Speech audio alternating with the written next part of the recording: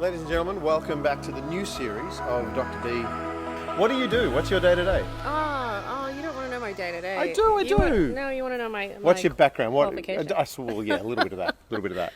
Oh, I've got some experience in pastoral care and counseling, and I also work with workaholics.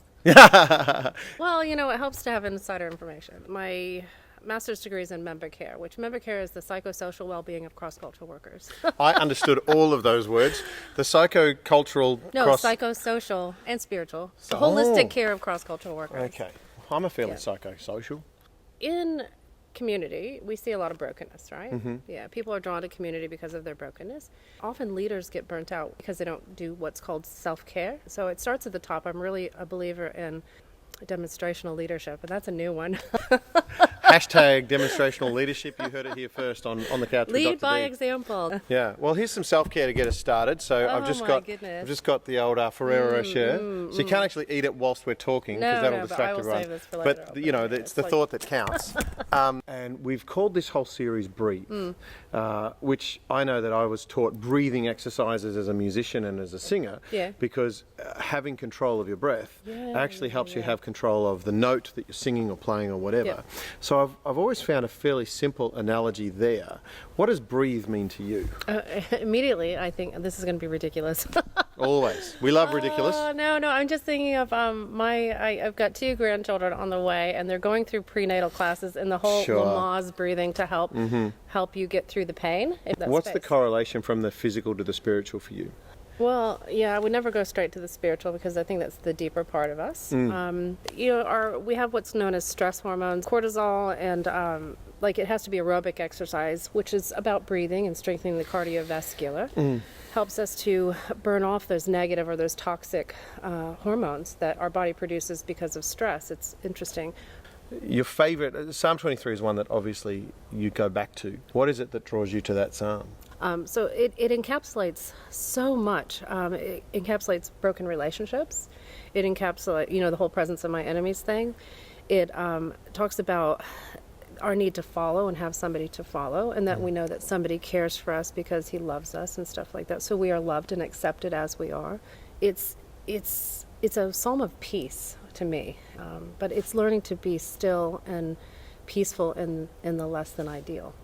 So the first lesson is we need to slow down. Yes. So I'm just going to suggest that you grab yourself a chocolate and a coffee. Yes. Paul, I got you an Italian finger biscuit as well. Oh. But I'm saying, on the couch with Dr. D, thank you very much. Yeah.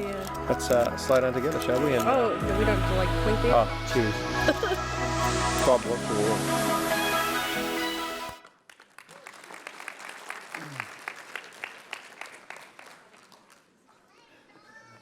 On the couch with Dr. D. How do I get one of those doctors, Justin? Where you at? Those seem to be pretty tough to come by, but easy to come by for Phil and for Deanna.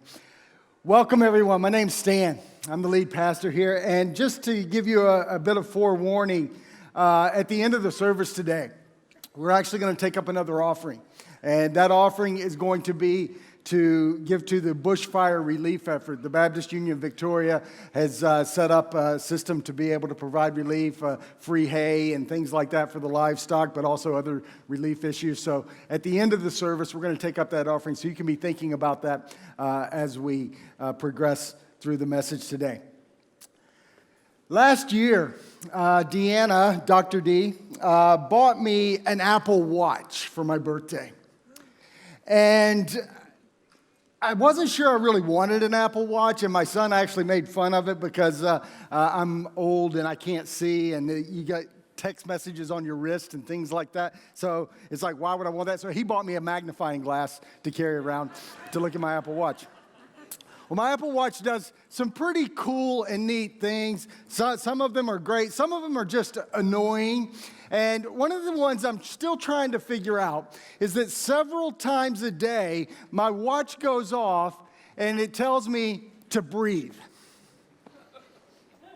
Yeah. It'll buzz and I'll look at it because I think I got a message or something, and it says, breathe. Even 1 minute of deep breathing, enhances your creativity or some message like that. And I thought, if I'm depending on my watch to tell me when to breathe so that I can stay alive, it's not working. Because half a dozen times a day or 8 times a day is not enough to keep me alive if I only breathe when my watch tells me to, right? So all of you Apple Watch users, if you've been trying to live by breathing when it tells you to breathe, breathe all the time, all right? That's a public service announcement. But what I've come to the conclusion of is that it's not expecting me to actually sustain life by breathing by its command.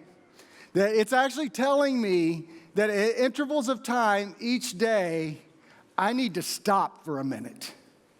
And I need to take a deep breath. I need to slow down. I need to think. I need to reflect. I need to disengage from my busyness. Those around us who make our technology, they actually know a fair bit about us. There's more to making the technology than just creating the chips and all that and the programs. They actually study people, and they understand that we actually need help in this space. What is the most common response when you ask someone, how you going?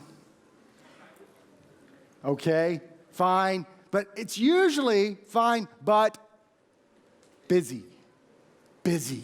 I hate that response. So please don't give me that response when I ask you how you're going. But when people ask me how I'm going, I try very hard to avoid telling them I'm busy. And it's not because I'm not busy. In fact, when people tell me they're busy, usually my first response mentally, I don't say this out loud, is, really, do you want to compare?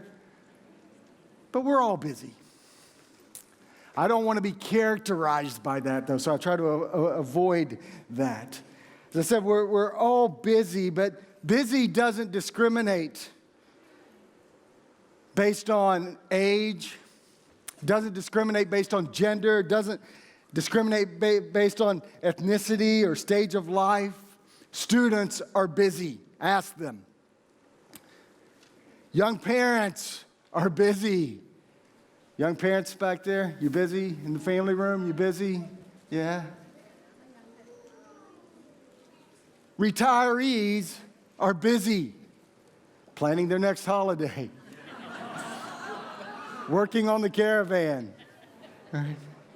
They are busy. They are busy. I talk to retirees and they say that they're busier then than they were when they were working. Busy with different stuff, for sure, but everyone's busy. CEOs are busy, and so are teachers, and so are baristas, so are carpet cleaners. Busy doesn't discriminate. Australians are busy. Kiwis are busy, believe it or not. Americans are busy.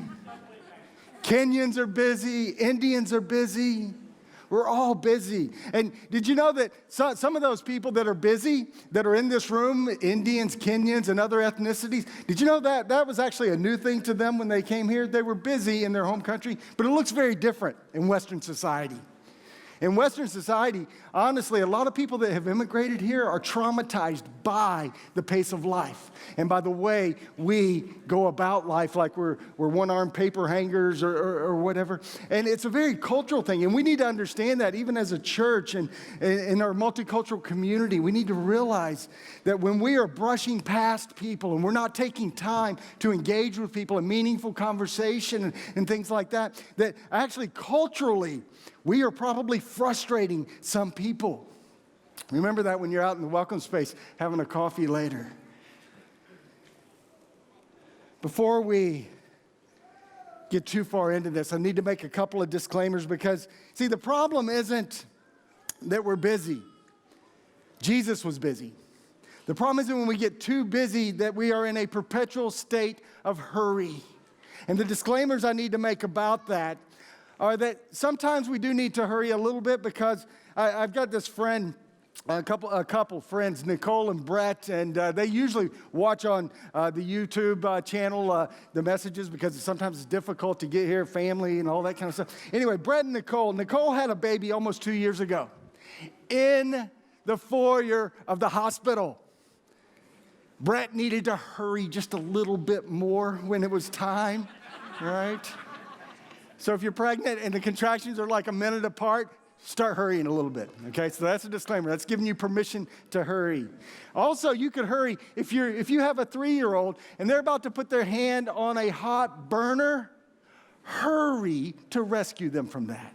Okay? So that's my disclaimer. There are times when it's okay to hurry, but in general, that's not what we're talking about today. Also, don't confuse hurry with urgent. There are a lot of urgent things in life. In fact, Ephesians chapter 5 tells us this. So be careful how you live. Don't live like fools, but like those who are wise. Make the most of every opportunity in these evil days.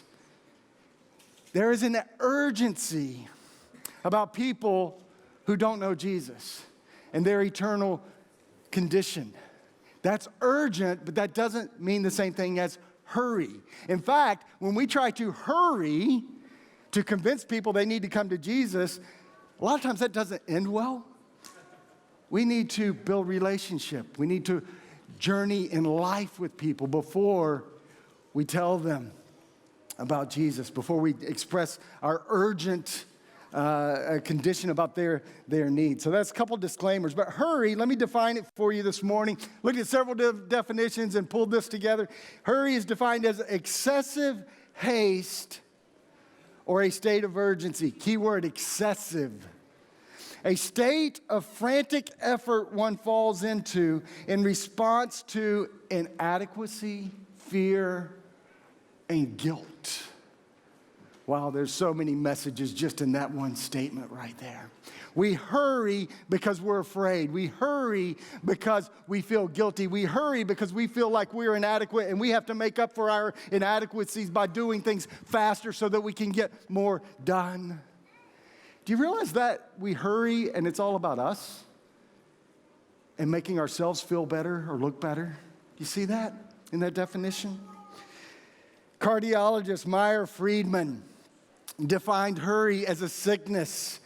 And she said this, it says it was a behavior pattern characterized by continual rushing and anxiousness. She said that in the 1950s. Wow, has life changed since the 1950s? And she defined hurry as a sickness back then. Some 10 symptoms of hurry sickness by a guy called John Mark Connor up there for you is irritability.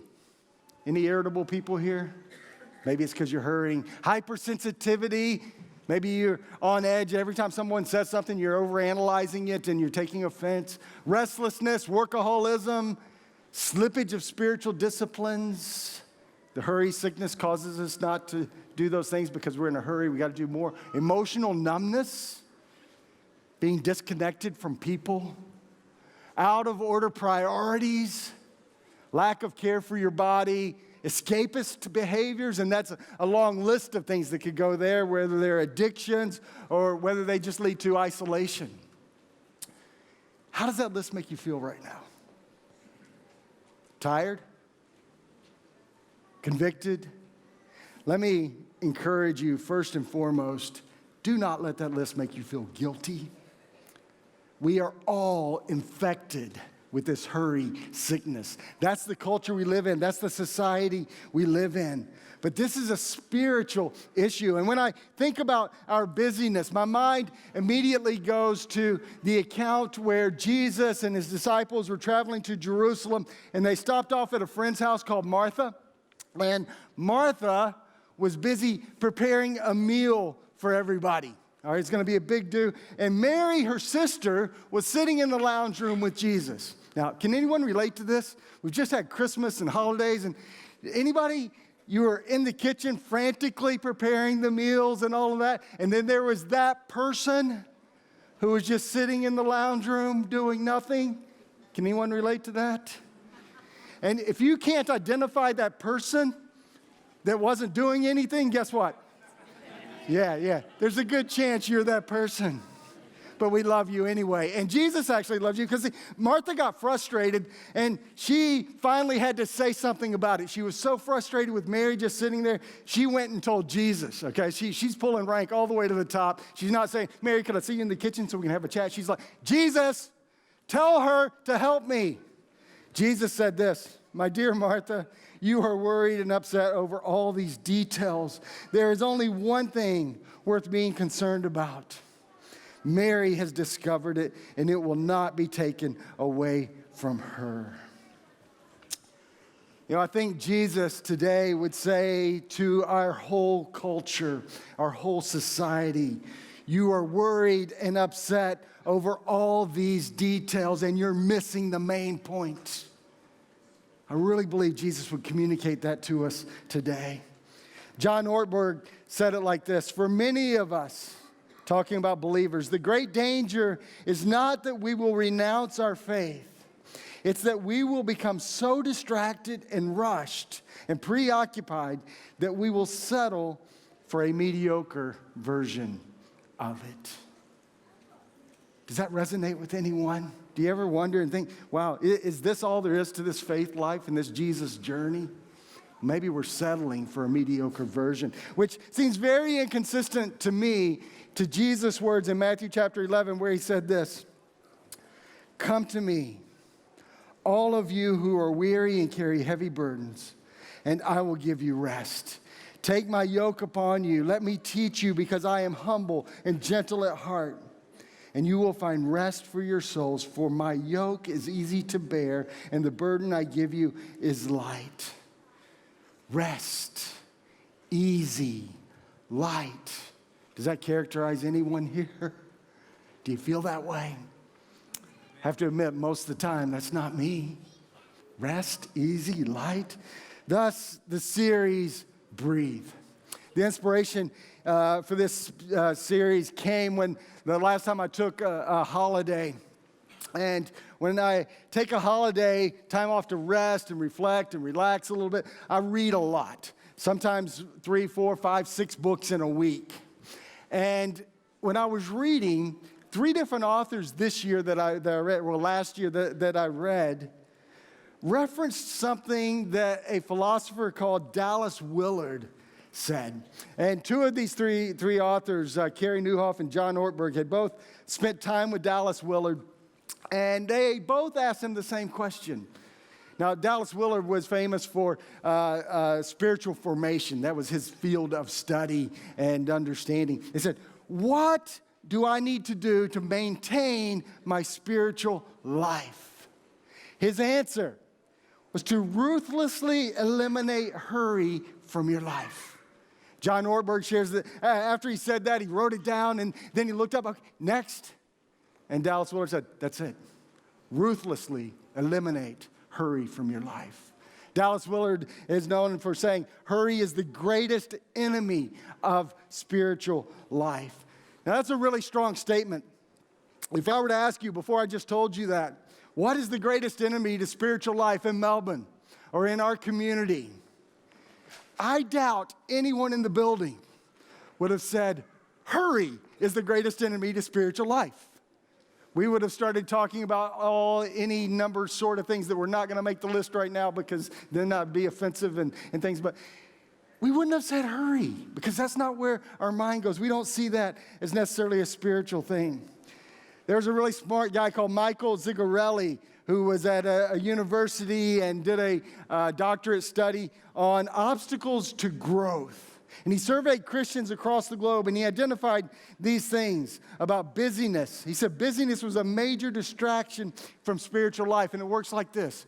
Christians are assimilating to a culture of busyness, hurry, and overload. And that leads to God being more marginalized in Christians' lives. And that leads to deteriorating relationships with God. And that leads to Christians becoming more vulnerable and to adopting secular assumptions about how we live. And that leads to more conformity to a culture of busyness, hurry, and overload. That was a scientific study about spiritual life and what people found. So how did we get here? How do we get to this place in our culture where we're just so busy, we're always hurrying and things? It started many centuries ago. There was a poet called Plautus who wrote these words. The gods confound the man who first found out how to distinguish hours. Confound him too, who in this place set up a sundial to cut and hack my days so wretchedly into small portions. We are in this state of busyness and hurry today because somebody created the sundial. Darn sundial. In 1370, the first clock tower was built in a place called Cologne, Germany. And the clock created a new way for people to determine how to live their lives. Before the clock, people got up when the sun got up. People laid down when the sun went down. Our bodies understood how God had designed us, and we went with that. But then we got clocks, and then we strapped clocks to our wrist. Who wears a watch here today? Okay, probably about a third of you, maybe. Wow, it's because you got a phone, you don't need a watch, right? You just look at your phone, right? Well, Deanna stopped wearing a watch several years ago. And we've had a discussion about it several times, and she said, I don't wear a watch because God doesn't wear a watch. So, well, that's pious and helpful, nice, sounds great. Then I would say, but God is always on time.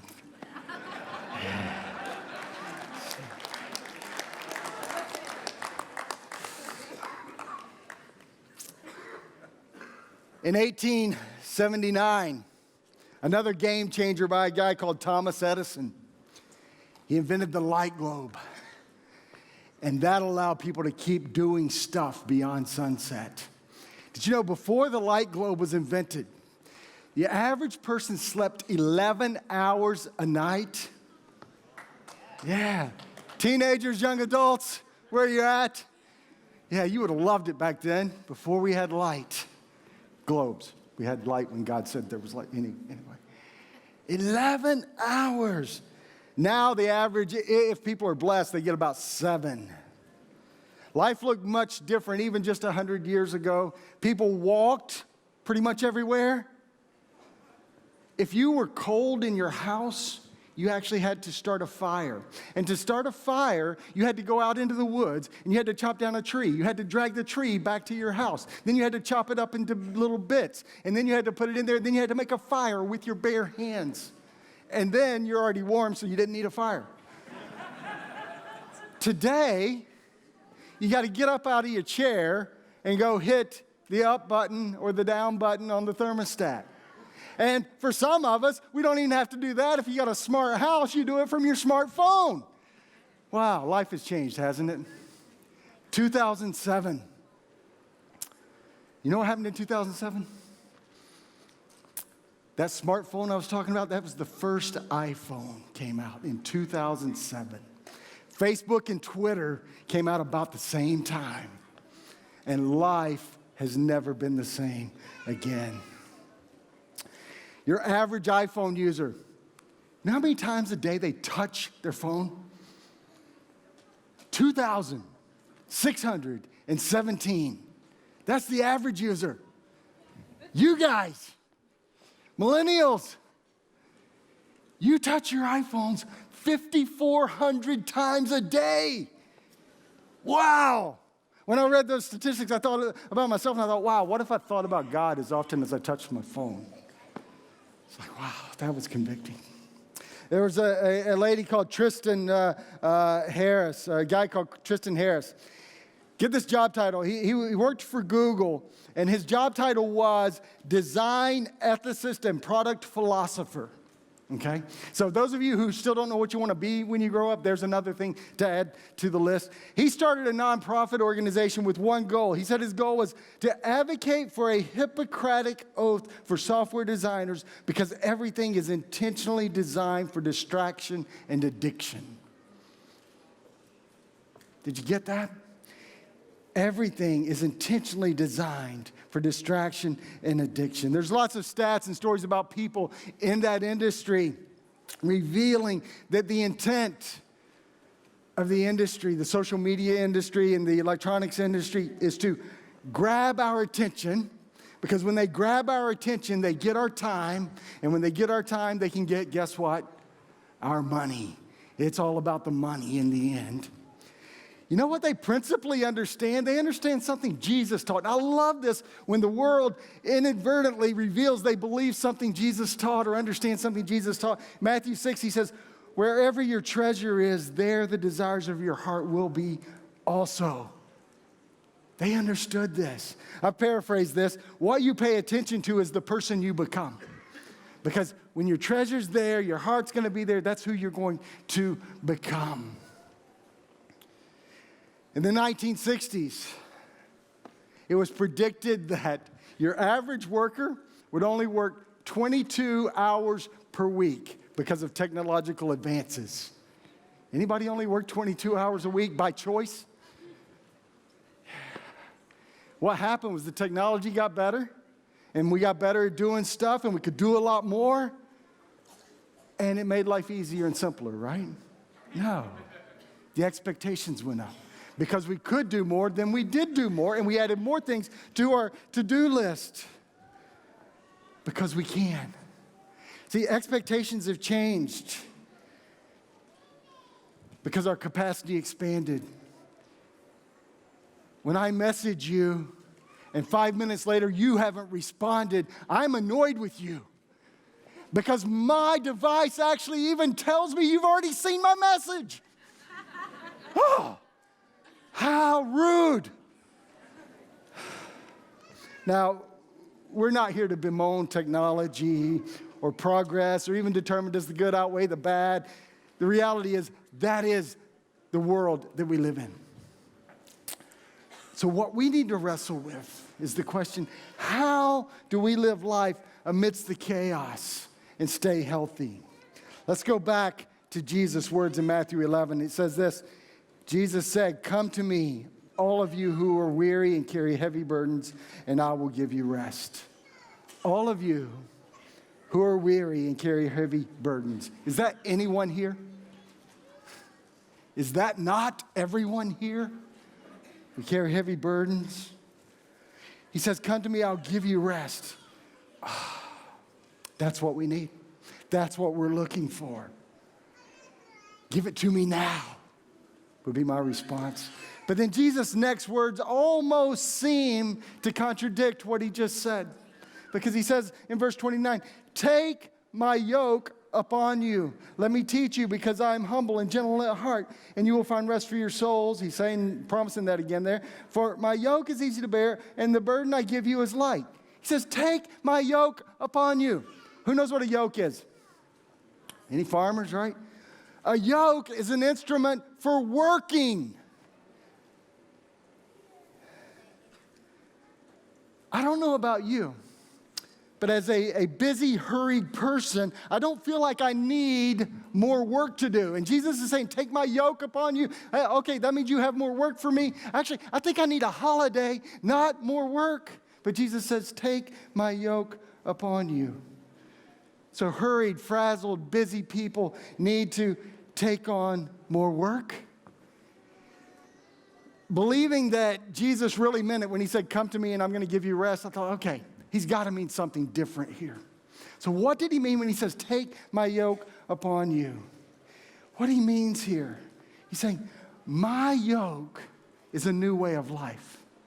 My yoke is a new way of carrying things through life. Take on my way of life. Jesus' invitation here is to be his apprentice. See, apprentices do what the leader does, what the teacher does.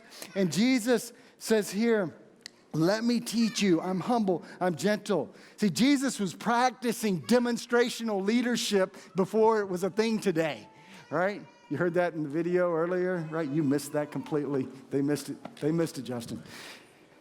He was doing that. He's saying, live like me. We need to live like Jesus. He's calling us to live life the way he lived life. He's calling us to follow his teaching. Do you know the Sermon on the Mount? Do you know that's for our benefit, the things he teaches there, and for our blessing? There's a lot we could say about Jesus and how he did life, but one thing we know for sure is that Jesus was never in a hurry. Jesus was not in a hurry. A couple of examples. You remember Mary and Martha we were talking about earlier? They had the dinner. Well, they had a brother called Lazarus. And one day they went to Jesus and they said, Jesus, Lazarus is very, very sick, almost to the point of death. And they asked Jesus to come and heal him. John chapter 11, verse 5 says this. So although Jesus loved Martha, Mary, and Lazarus, He stayed where he was for the next 2 days. Finally, he said to his disciples, let's go back to Judea. And then he went and he raised Lazarus from the dead. You know the rest of the story, but this was important. These were his friends. He loved them. And they said, Lazarus is really sick. He's about to die. And he waited 2 days before he left. Jesus wasn't in a hurry. Another example, there was a leader of the synagogue that came to Jesus and he said, Jesus, my daughter has just died, but I believe that you can raise her back to life. So come do that. Jesus and his disciples started going with the leader of the synagogue, and on the way, a woman who had been bleeding for 12 years grabbed Jesus' robe, touched his robe, and he stopped. And he told the woman, your faith has made you well. Jesus was in a direction to raise this girl from the dead. This leader of the synagogue, that would have been an influential person, somebody that Jesus might actually want to get in good with because of everything else that's about to unfold in Jesus' life. He had something very urgent that needed to be done, but he didn't get in a hurry. Jesus was always in the present. He didn't just brush by people. He stopped and he healed the woman. Jesus was never in a hurry. He was busy, his schedule was full, but he always lived in the moment. Why? Why was he not in a hurry? Couldn't he have got more done if he had hurried a little bit? Hurry is not compatible with who Jesus is. That's why he didn't hurry. See, Jesus said, love God and love people. Those are the two greatest commandments. Did you know love doesn't happen in a hurry? Love doesn't happen in a hurry. Loving people means an investment in time, spending time with them. It requires us paying attention to them. How loved do you feel when you're talking to someone and they are obviously in a hurry, trying to escape the conversation and waiting for that moment when they say, okay, it's been long enough, I can go now. How loved do you feel when that happens? Have you ever experienced that? Have you ever talked to me? Confession is good for the soul, right? How loving are you when you're trying to get somewhere and other people are coming along with you and they're not on time? How loving do you feel when you tell your spouse or your kids, hurry! We're going to be late. We got to hurry. Is that very loving? It's incompatible with love. Jesus came to bring joy. He came to bring peace. How much joy is there when you're in a hurry? How much peace is there in your life when you're in a hurry? See, hurry is incompatible with who Jesus was. That's why he didn't live life in a hurry. So if we're going to live in this hurry-sick world amongst all the other hurry-sick people in this world and be healthy, we need to take on Jesus' yoke. We need to take on Jesus' way of life. We need to live the way Jesus did. And that's where we're going to land our big point today, our big idea today about what this looks like. 2 words. Slow down. Yeah, you waited all this time for that. Slow down. I told them I wanted to slow down my preaching and take an hour and a half, but the team wasn't too keen on that today. Why slow down? You know, when we hurry through life, we miss the details. Have you ever heard somebody say, stop and smell the flowers? Right? Some of us don't even know that flowers actually smell because we hurry right past them so often. When we hurry through life, we run over people. When we hurry through life, we leave people behind. Parents, think about your kids who have way shorter legs than you do. They have trouble keeping up. Did you know that? You know, I was convicted about this the other day. I was walking through the mall. And it seems to me that every other person in the mall, this is a problem for everybody else, not me, right? everybody walked so slowly right in front of me. And it dawned on me, actually just yesterday, so you know what? I've never had someone walk past me from behind me in the mall. What does that mean? Who needs to slow down a little bit? When early in our marriage, we were getting ready to come to Australia, and one of the things we did when we first came to Australia, or to get here, we had to meet with a doctor, we had to have physicals and things. This doctor sat down with Deanna and I, and he looked at me and he said, "She cannot keep up with you."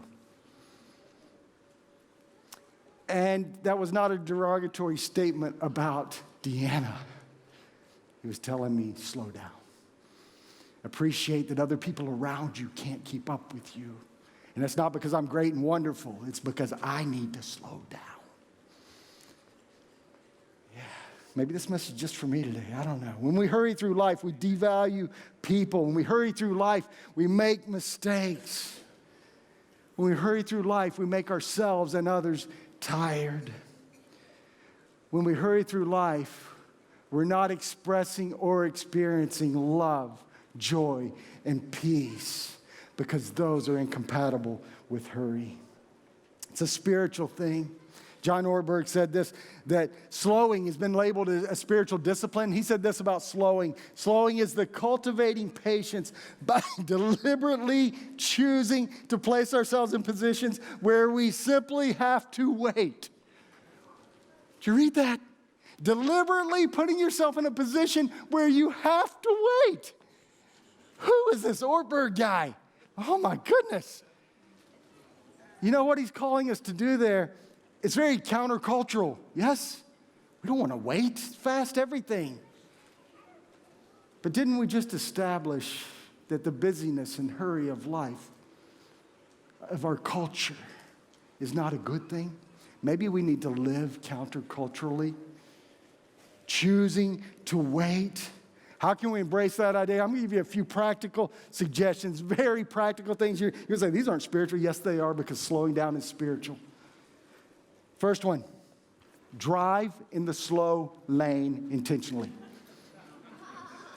Put yourself in a position where you have to wait, okay? Don't text and drive. Not only is it illegal and dangerous, you can wait a few more minutes to get that message. Try this one, especially if you have a meeting with me. Be 10 minutes early for a meeting without your phone. Ooh. Maybe you just spend that time contemplating who God is. Pray. Next time you go to the grocery store, get in the longest line, intentionally. And then when you get up there, make sure the cashier is having a nice day, because she's stressed out too. Turn your smartphone dumb. Take the email off of it. Turn off your notifications. Imagine if it wasn't going beep, beep, beep, or just the light glowing at 3 a.m. because somebody's texting you that shouldn't be texting you. Put your phone to bed before you, and then let it sleep in. Yeah, just do life without your phone for a couple hours a day. Stop multitasking. Be present. Do you check email and write emails when you're in other meetings, right?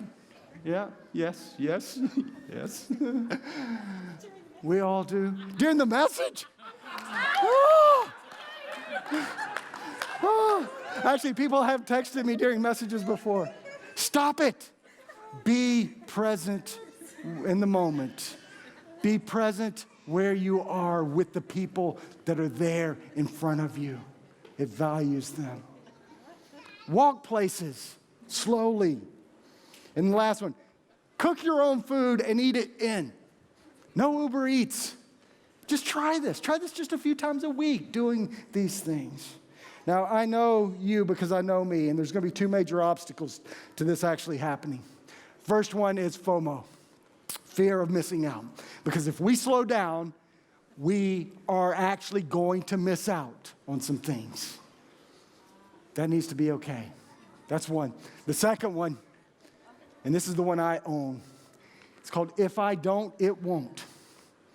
So if I slow down, what's not going to happen? Because I believe that if I don't do it, it's not going to happen. It won't get done if I don't do it. So I have to be the one to do it. Right? Could I lovingly say to myself and to you, if that's you, maybe we need to trust God a little bit more? Maybe if all those things that we think won't get done if we don't do it, if they don't get done, is that really that big a deal in the end? I would submit to you, maybe not. If you try these things, it means you may not get as much done. It means you may have to be more selective about what you put on your schedule.